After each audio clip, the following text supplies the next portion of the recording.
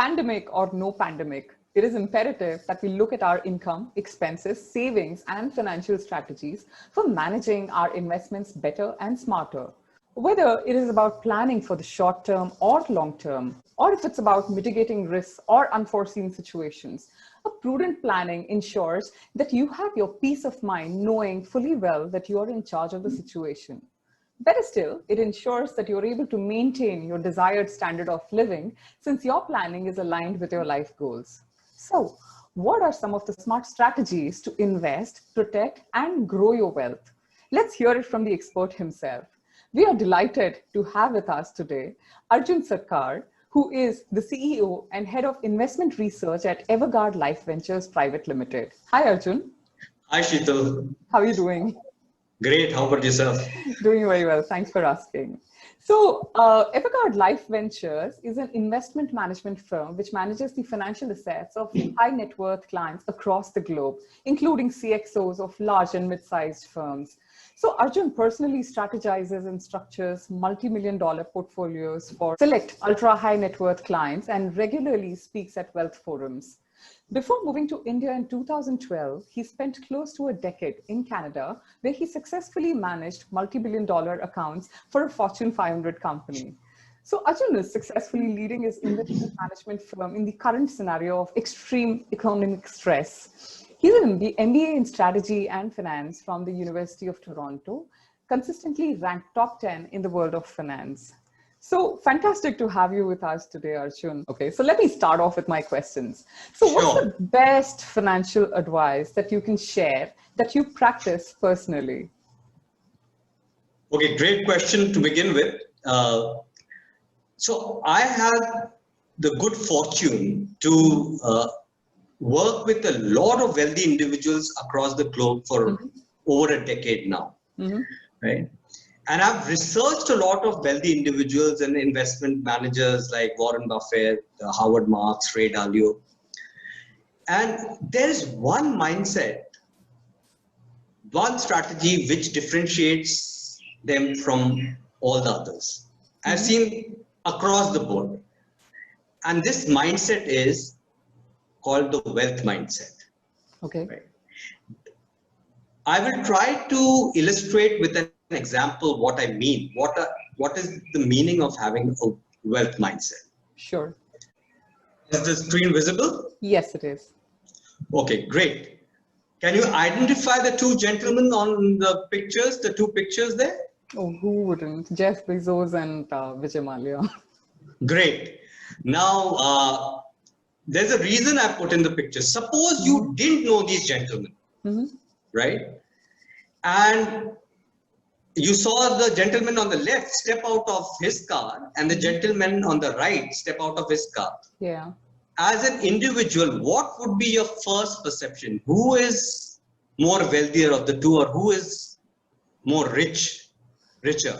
Definitely, I would assume Vijay Mallya is, seeing that he's driving a fancier car than Jeff Bezos. Right. But the fact of the matter, reality on ground is, Jeff Bezos is the richest man on the planet. I do not want to comment on Vijay Mallya, right? So the point I'm trying to make is, there are some key success markers for people who have the wealth mindset, right? So what is this wealth mindset? So the first thing is, wealthy people try to own assets versus having liabilities or loans in layman terms, right? That is the first mark. Second, wealthy people, the wealth, you cannot see it, right? So either they own a business, they own financial assets like mutual funds, equity shares, and even real estate properties, which they own. Now, suppose I'm wealthy, I cannot put a board saying that, okay, I own 3 crore in mutual funds, 1 crore in equity shares, and another 2 crores in real estate properties, right? True. I cannot put a board around my neck. Versus the rich, if you look at them, their possessions. I use the word possessions, not assets, because assets is what puts money into your pockets. Their possessions can be seen. So they have fancy cars, like this gentleman on the right. They'll have fancy houses. They'll have fancy mobile phones, right? But majority of them do not own these assets. They have taken them up on loans. Right. That's true. So humbly, I would like to submit that it is disguised poverty. So they appear rich, but is actually disguised poverty, right? The number three differentiator between the wealth mindset and the rich mindset is wealthy people try to earn passive income, which by definition means that they do not have to work for it. Over a period of time, it is actually coming in even while they're sleeping. Understood. Okay. Versus rich people have earned income. So they have to work for someone to get that income. They have to put in the time. So those are the three key differentiations between a wealth mindset and a rich mindset. And majority of the people, you would agree with me, try to live the rich lifestyle versus having the wealthy lifestyle. I think you're right. I think almost like 80% people would pretty much be doing the same thing right now. I possibly can't think of even a single person that I know of who's living a loan-free or an EMI-free lifestyle. So, Arjun, what investment strategy do you think can help you get really rich? Well, not rich, actually, wealthy. So I think I should stop using the word rich now. Right. So there is a strategy, and I'll pull that slide up soon. But one thing I wanted to say that a lot of your audience must be thinking after the first question that, okay, so we don't own a business, we are salaried. Can we become wealthy? And the answer to that is absolutely yes. Okay. And the answer is through investments. You do not have to have your own business, but you can own somebody else's business through investments, which the market gives you an opportunity. So let me explain that concept and answer your second question. Sure. Do you recognize the lady on this slide? I'm afraid not. No, I don't. Okay. This lady's name is Grona. Okay. She was born in 1909. She got her first job right after the Depression with a big pharma company as a secretary. And she bought her first investment or the shares in her company which she was working in. So she bought 3 shares of $60 each. So in sum, $180 of shares, and she never sold those shares for the next 75 years. Got that. So she just kept on reinvesting them, right? And so she Grace worked in that company for 43 years. She didn't go on to become the CEO of the company. She was in the secretarial staff. She lived in a lower to middle income family housing in a small county in Chicago, right? In 2008, she decided that she would transfer all her assets in a foundation which would be finally given to her college, which is the Lake Forest College in which she studied. Okay. Grace passed away in 2010 and her assets were liquidated, which were the shares she had bought. Okay. And the proceeds were given to her college. Do you want to venture a guess, Sheetal, how much was the amount that was given to her college? If you were to venture a guess. So the original amount was about $180, you said, right? Yes. Okay. I think about $80,000 to $1 million, perhaps. I'm considering. Sorry, what was that? $80,000 to $1 million, considering as much time has passed. Okay. So the actual amount came to $7 million. 7 million? Like really? Yes, and that was the exact reaction of the endowment officer for the college when he heard it. Okay. Right? So that's the story on building wealth. But let's now get into the details, right? How does a person get wealthy, right? Sure. So I'm sure that 99% of your audience has seen this formula on your slide. in high school. And I can say with conviction that 99% of them have already forgotten about this formula, which has the hidden secret of building wealth. Okay. So I will give 5 seconds for your audience to just recollect and go through this formula. Okay. Now, A is the amount that you finally make through a principal that you had invested. R is the rate of return, and T is the time for which you were invested. Okay. Okay. Now, most of the investors or your audience, I can venture a bet that they focus on the R, rate of return. Yeah, I think that's pretty much the first question that anybody asks. Right. How much would I get? Yeah. Right. Very true. But they tend to ignore a more important. I'm using the word more important. I'm not saying that R is not important. I'm saying they forget or ignore the more important concept, which is T. If you look at this formula, T is the exponential component. R is the linear component. Right? So they tend to ignore this. So I'm sure it's difficult to visualize how does this work. So I'll show you a slide of what is the implication of this thing T, which by the way is in your control, right? T is the time for which you remain invested in. Okay. That's totally in the control of the investor. Okay. R is not in your control. It is dependent. It's dependent on your expertise in investments, or if you've given it to your investment to an advisor, their expertise of growing the rate of return. It depends on market situations. So it's out of your control. P, I suppose, is the principal. P is also in your control. Yeah. How much amount you invest in. That's the original invested amount. T is in your control, and it is the most important factor. Understood. R is in your control in terms of if you are the expert or if you are very good in selecting the advisor who's an expert in giving you a good R. Got that. Okay. Right? So let me show the impact. So if you had invested 10 lakhs over a period of 40 years, with a constant annualized rate of return of 12%, which is not constant actually, it goes up and down, but over a period of 40 years, if you work out the math, if it is 12%, this is the graph that you'll see. So if you had invested 10 lakhs, it will become close to 10 crores in 40 years. Wow. But if you look at the slide carefully, what do you see? What is the insight that jumps out at you? What I can see is that the longer that you stay invested, the higher are the returns. And of course, the curve gets a lot more steeper as time progresses. Right. Towards the later half of the tenure, right? Yeah. The later half. The initial part of it looks a little flatter, relatively. Flatter because the amount is low, right? So it's compounding. And after a certain time, there's a point where it just takes off. Right?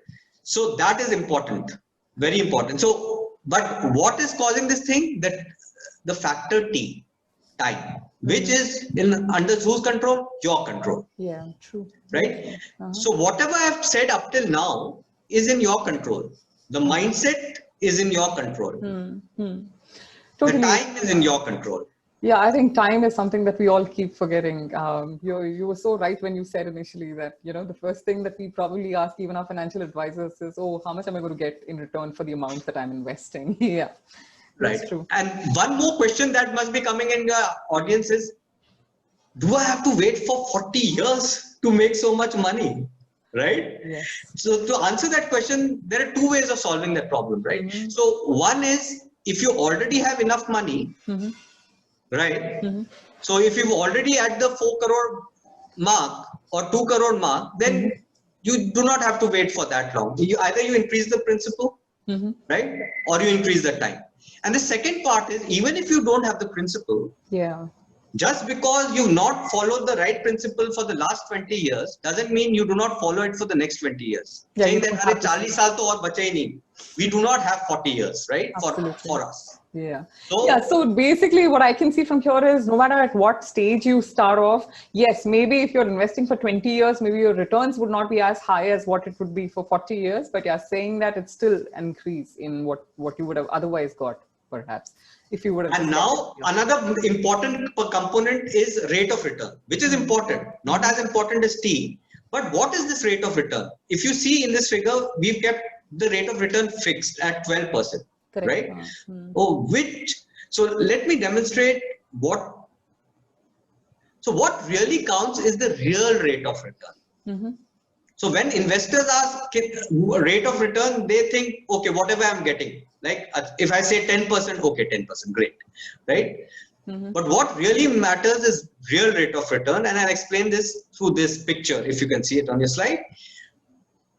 Yes. Inflation, I hope everybody understands what that is, right?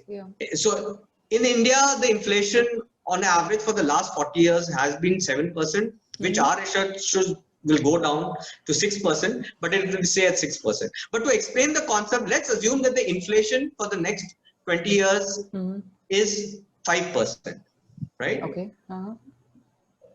You invest your money in fixed deposits and you get 6%, right? So you think that you made 6%, but in the real return concept, you've actually made 1% because inflation is 5%. 6%, 6 minus 5 is 1%.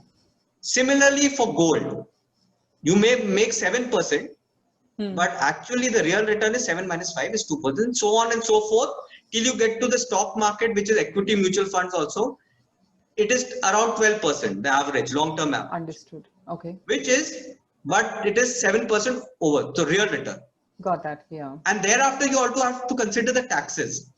Sure. So after tax real rate of return, right? That is what you actually make. So I can come and tell you, oh, we will invest your money and you are going to get 14%. Your next question should be, what is the real rate of return that I'm getting? Because that is what is compounding.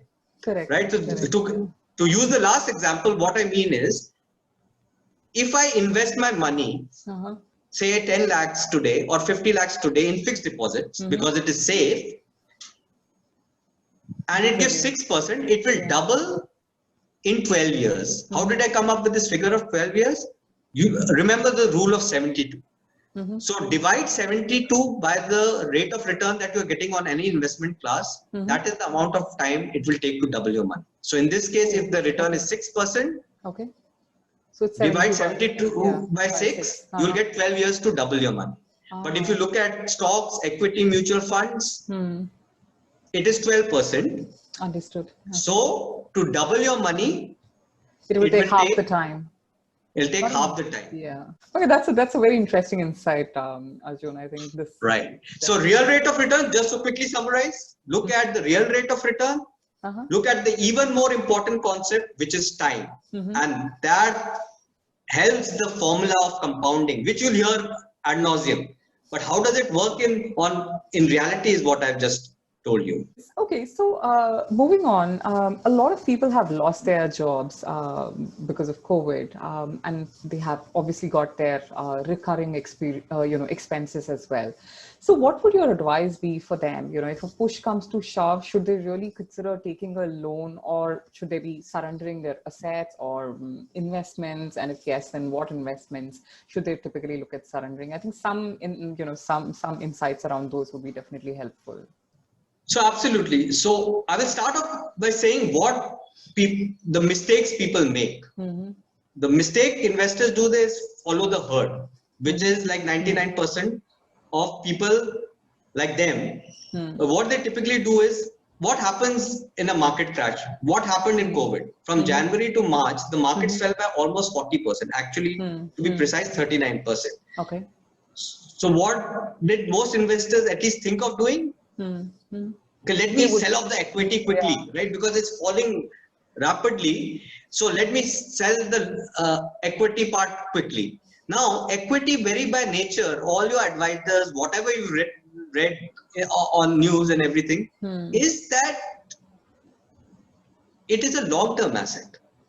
True. And I just demonstrated the time factor, right? Absolutely. So you have sold assets which are supposed to be kept for the long term at the worst possible time when they've lost half their value, and you've recorded the loss by selling it off.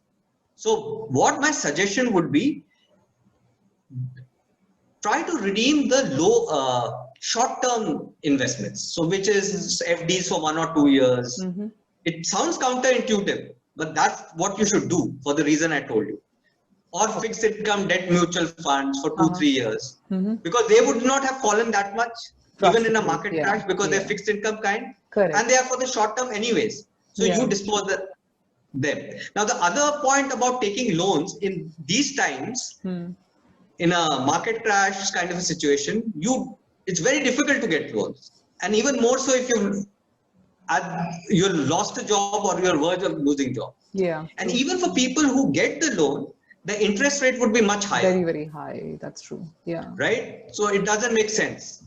You will not get a good deal. So you'll not make a good investment. It wouldn't be a wise financial decision, so to speak. So and I think dispose of the or redeem the short term. And in so many ways, I think people get into a panic mode. And I was just kind of retrospectively thinking of the example that you took just a little while back about grace. Great. I think, that makes sense. So what's your perspective? Do you suppose buying a home is a good investment, or rather a smart investment, or not? What do you think about it? Okay. All right. So this slide will answer the question. So if you're saying that you're buying a home where you will stay for a long period of time or where you want to retire to, it is a good buy. I'm using the word buy, not a good investment. It is a good buy, but not a good investment. So let's get real about real estate, right? You must have heard of these stories. I definitely have, where people like to talk, right? I bought this property for 15 lakhs and it's now worth 1 crore now. Heard a lot of these stories in 2013, 2014, right? And but is that a great deal that you bought it for 15 lakhs and it's grown to 1 crore? It depends, right? So what does it depend on? If the holding period is 20 years, which typically it is, your investment has grown at the rate of 9.95% annualized. Right, which is a good return, but it's not a double-digit return. It's a single-digit return, but a decent return, right? More than fixed deposits and gold, things like that, right? Then you have to ask another question, right? Have you deducted the costs? Over the 20 years, you would have incurred some maintenance costs. True. You would have incurred taxes. And what about the transaction cost? While buying the property, when you say 15 lakhs, did that individual buy it for 15 lakhs or were there expenses over that, which you gave to the buying agent? And if you sell the property, you'll have selling expenses as well. Right? Absolutely. Have you deducted that? Otherwise, it's all on paper, right? If you've not sold it, that 1 crore is on paper. You've not considered the other part. Oh, great. So you have to deduct costs now as well from the returns that you made. Indeed. Now, if you have taken a loan, which majority of the people do, right? Have you deducted the interest cost from the returns? Interest costs, even if it's a 8.85 interest, it balloons to a huge cost by the end of 20 years. Absolutely. If you've taken a 20-year loan, correct, right? Have you deducted that from 9.95%? Right? It's not over yet. Oh, there's more to come. I'll go further. Sure. Now, suppose you have an emergency and you need medical expenses. Suppose you want to liquidate 50 lakhs. Currently, today, if you have to do it and you have a home which has done well, so you have had it for the last 10 years and it has done better. Suppose 15 lakhs has now grown to 150 lakhs, right? In today's time, can you go and liquidate it today itself? No, absolutely not. How long do you think will it take to start the process, initiate the process? Because it's an emergency. It didn't come invited, right? You didn't know about it. It's just come. Now, what do you do? No, a house is surely not, or a property is definitely not something which you can look for an immediate term return, right? In the sense, I mean, you can't really liquidate it in 2-3 days. Right. So it takes you cannot liquidate the whole company. Absolutely. Okay. Yeah. What about part liquidity? Suppose your house was worth or your property is worth 75 lakhs. You need 50 lakhs. Can you sell a couple of bedrooms and get 50 lakhs? No, of course not. You have to sell the whole house, right? Yeah. So Obviously. it's not divisible also. Yeah. So what about the liquidity part of it? Part liquidity. So you have to take all these considerations. Now, if I ask you the question, how good does the story sound? When a friend or an investor or you yourself tell her, oh, I had invested 15 lakhs in a property, is now worth 1 crore. Well, it doesn't sound so smart to me anymore. Okay? Yeah. But I'm sure the audience is thinking, maybe you've not considered one thing, which is, what about the income that I get from my property? Right? So let's look into that. Suppose you get 3 lakhs annual rent on a 1 crore apartment. Right? Great, you get 3 lakhs, right? What does that work out to? That is a 3% return, right? On 1 crore, if you're getting 3 lakhs, it's 3% in a year, right? You get more than that in fixed deposits, even when they're doing so badly now, in terms of returns. And without the hassle of this maintenance, getting a tenant, replacing a tenant. And oh, by the way, the income that you're getting 3 lakhs, that is also taxed based on your income slab. Yes, it is. I know. I'm aware. Right? Yes, it is taxable. That's correct. That's correct. So let me just ask you this question. So you said that, perhaps investing in a house that you're living in is okay. But what if that house that you're buying to live in is on an EMI or a loan again? Would you still suggest that the person should go ahead with it? Or is it smarter to, stay on rent and perhaps invest the surplus that you have, or the money that you were originally supposed to be investing in? I would suggest the latter because of the opportunity cost, right? So what is going towards EMI, right? It is the interest cost. You are giving it to the bank. Got that. Right? It's not coming back to you. Yeah, true. But if you are renting it and staying in a 50, so for a 1 crore, say property, if you're staying in it and paying a 30,000 rent, and you have an extra surplus of say 70,000, and if you are investing it, that is compounding over a period of 20 years. Understood. Right? The opportunity cost of investing, which is getting returns for you, versus giving it to the bank, which is never going to come back to you because they are making money off you. The opportunity cost is huge. Now you can have a middle path also, right? So the middle path could be, what I suggest is, till the time you cannot pay 50% down payment for the property that you're purchasing, you shouldn't take a loan. 50% to reduce that opportunity cost. Okay. Yes, 50%. Right. Because then you have some money and that you can invest. If you're using only putting down 20% with the bank want, 80% is going towards the interest cost and which the bank makes. Sure, understood. I'm coming to the last question for this session. So a lot of us engage with financial advisors and investment managers. Definitely the trust levels is much lower than it should be for obvious reasons. But yes, if you are engaging with one, then what are some of the questions that you must most definitely ask them for you to be assured that you aren't really making the wrong choice? Yeah, this is the most important question, Sheetal, right? Because it's all good to say that you'll become wealthy by investing in stock market or the mutual funds, and you invest and you grow it at 12% over 40 years. Got that. There's a lot of work that needs to be done. So if you are managing your investments on your own, or your advisor is managing, these are the questions I would suggest you ask. Number one question is, what is the size of the asset base which you're managing? I use the word managing. I didn't use the word acquired, because typically what happens is, if you ask a bank branch manager or a relationship manager from one of these financial service companies, they will say, oh, we have 100 crores of assets, right? Got that, yeah. Right? Or 1,000 crores of assets. But what I'm asking, how much you, Mr. Advisor, because you are going to manage my money. I didn't ask how much your company has. How much have you personally managed? Right? So when I say word manage, means you understand the markets very well. You know what to do at different times when the events like coronavirus happens, right? So how much have you managed, not acquired? I could be a great sales guy and acquire 100 crores of assets. Got that, yeah. But have I managed that size before? If he says that, no, I have managed 50 lakhs, which is my own asset, you need to run away. Absolutely. Because the sample size has to be great.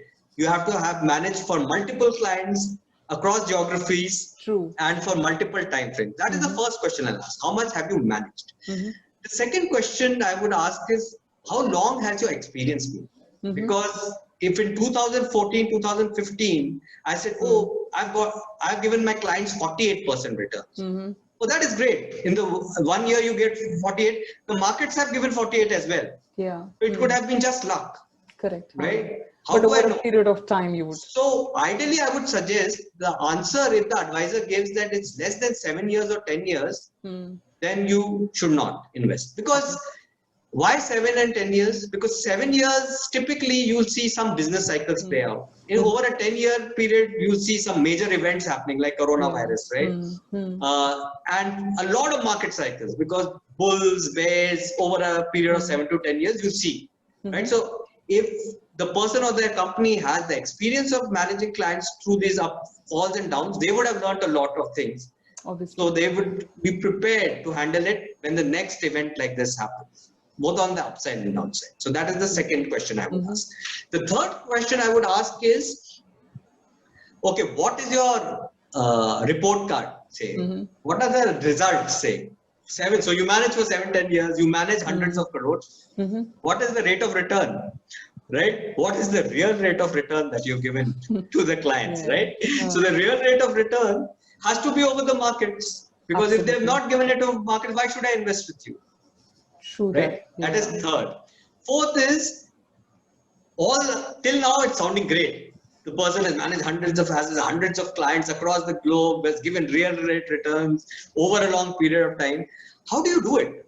How do I make sure that you can sustain this performance for the next 10 years? Because I'm putting my money now. Correct. What is the process that you follow? Just ask the question. You may not need to understand the process. But if they can give a direct question and explain the process and how they manage the money, that means they know what they're doing. Yeah, and I think going to an investment manager is just like how it is when you go to a doctor. Unless you have faith, I don't think you can do it with as much. Right. Yeah. And the fifth answer, and the last one I would ask is, what is the expense? Right. Okay. So if you give me if you are giving me 12% return, Mr. Advisor or company, and you're taking 2 to 3% out of that as expenses, which a lot of PMSs companies do. Yes, that means, again, real return is what? What is coming into my pocket? Correct. I'm giving 3% to you, then it is taxed. And then there's inflation. I have to calculate, I have to make a decent sense. You know what the real rate of return. You decide for yourself what the real rate of return is. Correct. You control the time, and that's how you build wealth. Wow. Yeah, I don't think I would have ever asked as many questions through as many years. Maybe things just changed like about a year and a half back. But yeah, I'm saying that I think this is definitely important. But I'm so glad that we had this discussion, Arjun.